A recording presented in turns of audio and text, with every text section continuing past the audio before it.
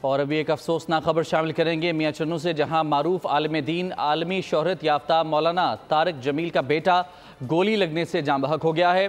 مولانا طارق جمیل نے اپنے صاحبزادے کی موت کی تصدیق کر دی ہے۔ ٹویٹر پیغام میں کہا کہ آج تلمبہ میں میرے بیٹے عاصم جمیل کا انتقال ہو گیا ہے۔ حادثاتی موت نے ماحول کو سوگوار بنا دیا ہے۔ ہمیں اپنی دعاؤں میں یاد رکھیں۔ اللہ میرے فرزند کو جنت الفردوس میں جگہ دے۔ خاندانی ذرائع کے مطابق مولانا طارق جمیل کے 3 بیٹے ہیں۔ عاصم جمیل درمیان والا بیٹا تھا اور اپنا بزنس چلا رہا تھا۔ بیورو ہیڈ ملتان طاہر خان اس وقت ہمارے ساتھ موجود ہیں، ان سے مزید جانیں گے۔ طاہر بتائے گا، افسوسناک خبر سامنے آئی، کس طرح یہ واقعہ پیش آیا؟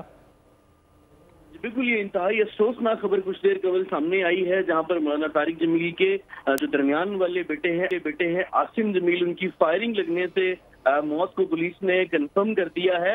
اور اس کے بعد جو اطلاعات سامنے آ رہی ہیں، ان کو سینے پر گولی لگی ہے، اور گولی جو ہے وہ چھوٹے پسٹل کی ہے، اور ابھی تک یہ ذرائع نے اس چیز کی تصدیق کی ہے۔ تاہم اگر بات کریں پولیس ذرائع کی، تو پولیس نے یہ کہا ہے کہ یہ جو گولی ہے یہ ان کے فارم ہاؤس میں ہی چلی ہے۔ تمام تر واقعے کے جو شواہد ہیں وہ اکٹھے کیے جا رہے ہیں۔ آئی جی پنجاب نے بھی اس کی واقعے کی رپورٹ طلب کر لی ہے، اور اس کے ساتھ ساتھ جو دیگر افسران ہیں، فورینسک لیب ہے، وہ وہاں پر پہنچ چکے ہیں۔ تاہم خاندانی ذرائع نے کیا ہے کہ وہ اپنے فارم ہاؤس پر موجود تھے، جہاں پر گولی چلنے کی آواز آئی، اور اس کے بعد جب لوگ وہاں پر پہنچے تو انہیں زخمی حالت میں پایا گیا۔ اس کے بعد انہیں قریبی اسپتال منتقل کیا گیا، جہاں پر یہ جان پر نہ ہو سکے، اور جو گولی ہے وہ ان کے سینے پر لگی ہے۔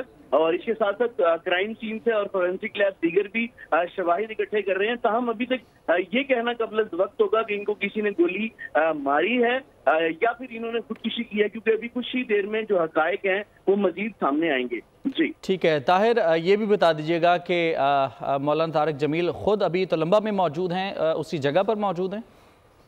نہیں، وہ ابھی وہاں پر موجود نہیں تھے، وہ کہیں ساتھ ہی اپنی کسی مصروفیات پر موجود تھے، اور وہ وہاں سے واپس آ رہے ہیں۔ تاہم انہوں نے جیسے کہ اپنے ٹویٹ میں بھی اس کو حادثاتی موت قرار دیا ہے، اور اسی پہلو پر پولیس بھی مزید تفتیش کر رہی ہے، اور آئی جی پنجاب نے RPO ملتان سے بھی رپورٹ طلب کر لی ہے، جس پر ابھی کچھ دیر میں مزید حقائق معاملے کی انویسٹیگیشن جاری ہے۔ ابتدائی طور پر یہ حادثاتی واقعہ لگتا ہے۔ بہت شکریہ آپ کا تفصیلات کے لیے طاہر۔